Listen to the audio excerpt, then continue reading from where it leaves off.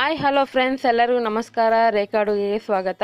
ಇವತ್ತು ಸಿಂಪಲ್ಲಾಗಿ ಚಿಕನ್ ಸಾಲ್ನ ಮಾಡ್ತಾಯಿದ್ದೀನಿ. ಈ ಚಿಕನ್ ಸಾಲ್ನ ಅಂದರೆ ಕೆಲವ್ರು ಗೊತ್ತಿರಲ್ಲ, ಚಿಕನ್ ಸೇರು ಅಂತ ಕರೀತಾರೆ. ಅದರಲ್ಲೂ ಇದು ಪರೋಟಾಗೆ, ಗೀ ರೈಸ್ಗೆ, ಕುಷ್ಕಾಗೆಲ್ಲ ಸೂಪರಾಗಿರುತ್ತೆ. ಇದು ತುಂಬ ಸಿಂಪಲ್ ಮಾಡೋದು. ಇದು ಹೇಗೆ ಮಾಡೋದು, ಇದಕ್ಕೆ ಬೇಕಾಗೋ ಇಂಗ್ರೀಡಿಯೆಂಟ್ಸ್ ನೋಡೋಣ. 1/4 kg ಆಗೋಷ್ಟು ಚಿಕನ್ ತೊಗೊಂಡಿದ್ದೀನಿ. ಚೆನ್ನಾಗಿ ವಾಶ್ ಮಾಡಿ ಇಟ್ಕೊಂಡಿದ್ದೀನಿ. ಆದಷ್ಟು ಮೂಳೆ ಇರುವಂಥ ಚಿಕನ್ ತೊಗೊಳ್ಳಿ, ಮಾಂಸ ಸ್ವಲ್ಪ ಕಡಿಮೆನೇ ಇರಲಿ. ಮತ್ತು ತುಪ್ಪ 1 ಟೇಬಲ್ ಸ್ಪೂನು, ಶುಂಠಿ ಬೆಳ್ಳುಳ್ಳಿ ಪೇಸ್ಟ್ 1 ಟೇಬಲ್ ಸ್ಪೂನು, ಒಂದು ದೊಡ್ಡ ಸೈಜ್ ಈರುಳ್ಳಿನ ಪೇಸ್ಟ್ ಮಾಡಿ ಇಟ್ಕೊಂಡಿದ್ದೀನಿ. ಒಂದು 1/4 ಕಪ್ ಆಗೋಷ್ಟು ತೆಂಗಿನಕಾಯಿನ ಚಿಕ್ಕ ಚಿಕ್ಕದಾಗಿ ಕಟ್ ಮಾಡಿ ಇಟ್ಕೊಂಡಿದ್ದೀನಿ.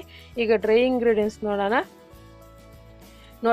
ನೋಡಿ ಇವಾಗ ಒಂದು ಅರ್ಧ ಟೀ ಸ್ಪೂನ್ ಆಗೋಷ್ಟು ಮೆಣಸು ತೊಗೊಂಡಿದ್ದೀನಿ, ಒಂದು ಅರ್ಧ ಟೀ ಸ್ಪೂನ್ ಸೋಂಕಾಳು ತೊಗೊಂಡಿದ್ದೀನಿ, ಒಂದು ಅರ್ಧ ಟೀ ಸ್ಪೂನ್ ಆಗೋಷ್ಟು ಗಸಗಸೆ, ಒಂದು ಚಿಕ್ಕ ಏಲಕ್ಕಿ ತೊಗೊಂಡಿದ್ದೀನಿ, 2 ಲವಂಗ, ಒಂದು ಚಕ್ಕೆ, ಒಂದು 5 ಗೋಡಂಬಿ ತೊಗೊಂಡಿದ್ದೀನಿ.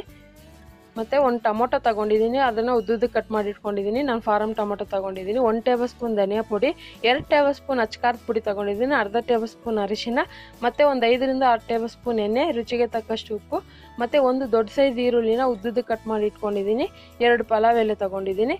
ಈಗ ಹೇಗೆ ಮಾಡೋದಂತ ನೋಡೋಣ. ನೋಡಿ, ಸ್ಟವ್ ಮೇಲೆ ಒಂದು ಫ್ರೈ ಪ್ಯಾನ್ ಇಟ್ಕೊಂಡಿದ್ದೀನಿ. ಫ್ರೈ ಪ್ಯಾನ್ ಸ್ವಲ್ಪ ಬಿಸಿ ಆದಮೇಲೆ 1 ಟೇಬಲ್ ಸ್ಪೂನ್ ತುಪ್ಪ ಹಾಕ್ತಾಯಿದ್ದೀನಿ. ನಿಮಗೆ ತುಪ್ಪ ಇಷ್ಟ ಇಲ್ಲ ಅಂದರೆ ಎಣ್ಣೆಲಿ ಕೂಡ ಮಾಡ್ಕೋಬೋದು. ಅದೇ ತುಪ್ಪದಲ್ಲಿ ಫ್ರೈ ಮಾಡಿ ರುಬ್ಬೋದ್ರಿಂದ ಒಳ್ಳೆ ಟೇಸ್ಟ್ ಇರುತ್ತೆ ಈ ಸಾಲ್ನಾಗೆ.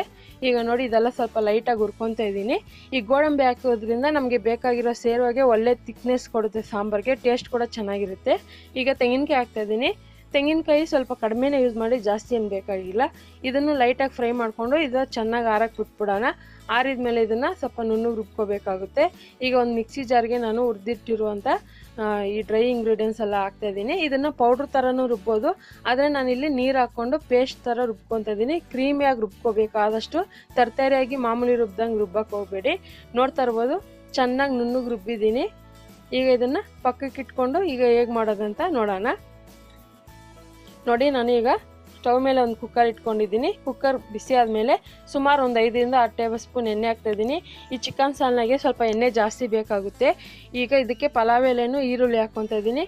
ಚೆನ್ನಾಗಿ ಈರುಳ್ಳಿ ಗೋಲ್ಡನ್ ಕಲರ್ ಬರೋವರೆಗೂ ಫ್ರೈ ಮಾಡ್ಕೋಬೇಕು. ಇವಾಗ ನೀವು ಹೊರಗಡೆ ಎಲ್ಲಾದರೂ ಹೋಟೆಲಲ್ಲಿ, ರೆಸ್ಟೋರೆಂಟಲ್ಲಿ ಚಿಕನ್ ಸೇರುವ ಸಾಲ್ನ ನೋಡಿರ್ತೀರ. ಅಲ್ಲಿ ಏನಂದರೆ ಜಾಸ್ತಿ ಡಾಲ್ಡಾ ಉಪಯೋಗಿಸ್ತಾರೆ. ಡಾಲ್ಡಾ ಉಪಯೋಗಿಸೋದ್ರಿಂದ ನಮ್ಗೆ ಅವರು ಅಲ್ಲಿ ಟೇಸ್ಟ್ ಡಿಫ್ರೆಂಟ್ ಬಂದ್ಬಿಡುತ್ತೆ, ನಮಗೆ ತುಂಬ ಫೇವ್ರೇಟ್ ಆಗಿಬಿಡುತ್ತೆ. ಅದಕ್ಕೋಸ್ಕರ ಡಾಲ್ಡಾ ಯೂಸ್ ಮಾಡ್ತಾರೆ. ನಮಗೆ ಡಾಲ್ಡಾ ಅಂದರೆ ತುಂಬ ಜನ ತಿನ್ನಲ್ಲ, ಅನ್ಹೆಲ್ದಿ ಅಲ್ವಾ, ಅದಕ್ಕೋಸ್ಕರ ತಿನ್ನಲ್ಲ. ಸೊ ಅದಕ್ಕೋಸ್ಕರ ನಾರ್ಮಲ್ ಎಣ್ಣೆಲೇ ಮಾಡ್ಕೋಬೋದು, ಬೇಕಂದರೆ ತುಪ್ಪ ಕೂಡ ಯೂಸ್ ಮಾಡ್ಕೋಬೋದು. ಈಗ ಇದಕ್ಕೆ ನಾನು ಶುಂಠಿ ಬೆಳ್ಳುಳ್ಳಿ ಪೇಸ್ಟು, ಈರುಳ್ಳಿ ಪೇಸ್ಟ್ ಎಲ್ಲ ಹಾಕೊಂಡು ಚೆನ್ನಾಗಿ ಹುರ್ಕೊಂಡು ಇದ್ದೀನಿ. ಮತ್ತು 2 ಹಸಿರು ಮೆಣಸಿನ್ಕಾಯಿನೂ ಹಾಕಿದ್ದೀನಿ. ಇದೆಲ್ಲ ಹುರ್ಕೊಳ್ಳೋವಾಗೇ ಹಾಗೆ ಟೊಮೊಟೊನೂ ಹಾಕ್ಕೊತಾ ಇದ್ದೀನಿ. ಇದೆಲ್ಲ ಹಾಕೊಂಡು ಚೆನ್ನಾಗಿ ಒಂದು 5 ನಿಮಿಷ ಫ್ರೈ ಮಾಡಬೇಕು. ಅದರಲ್ಲಿರೋ ಹಸಿ ಸ್ಮೆಲ್ಲೆಲ್ಲ ಹೋಗಬೇಕು.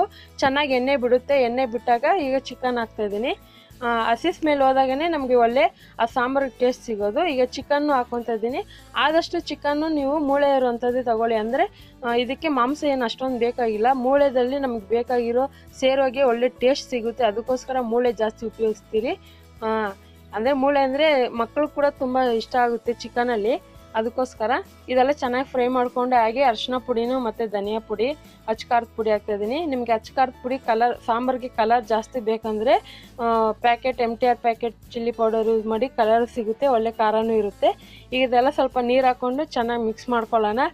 ಮತ್ತು ಅದೆಲ್ಲ ಚೆನ್ನಾಗಿ ಫ್ರೈ ಆಗಬೇಕಿದೆಲ್ಲ. ಅದಕ್ಕೆ ಚಿಕನ್ಗೆ ಉಪ್ಪು ಖಾರ ಎಲ್ಲ ಚೆನ್ನಾಗಿ ಹಿಡಿಬೇಕು. ಜಸ್ಟ್ ಒಂದು 5 ನಿಮಿಷ ಫ್ರೈ ಮಾಡಿದ್ರೆ ಸಾಕು.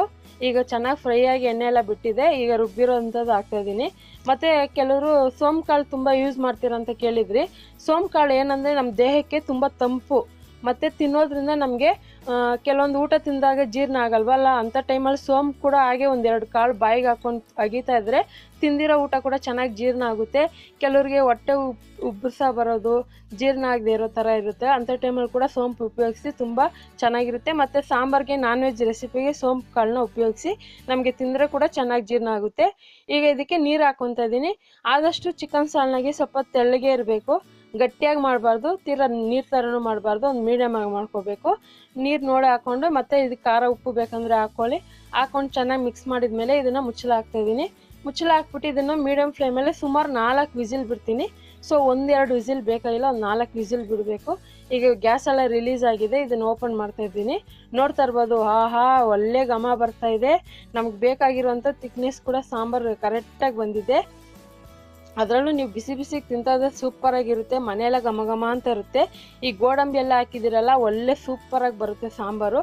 ಇದಕ್ಕೆ ಕೊತ್ತಂಬರಿ ಹಾಕ್ಕೊಂಡು ಚೆನ್ನಾಗಿ ಮಿಕ್ಸ್ ಮಾಡಿದ್ದೀನಿ. ಈಗ ಇದನ್ನು ಒಂದು ಸರ್ವಿಂಗ್ ಬೌಲ್ಗೆ ಸರ್ವ್ ಮಾಡ್ತಾಯಿದ್ದೀನಿ. ನಾನು ಹೇಳ್ದಂಗೆ ಇದನ್ನು ನೀವು ಕುಷ್ಕನೋ, ಗೀ ರೈಸೋ, ಪರೋಟಾಗೆ ಎಲ್ಲದಕ್ಕೂ ಸೂಪರಾಗಿರುತ್ತೆ. ಅದರಲ್ಲೂ ನೀವು ಸಂಡೇ ಸ್ಪೆಷಲಾಗಿ ಕೂಡ ಮಾಡ್ಕೊಂಡು ತಿನ್ಬೋದು.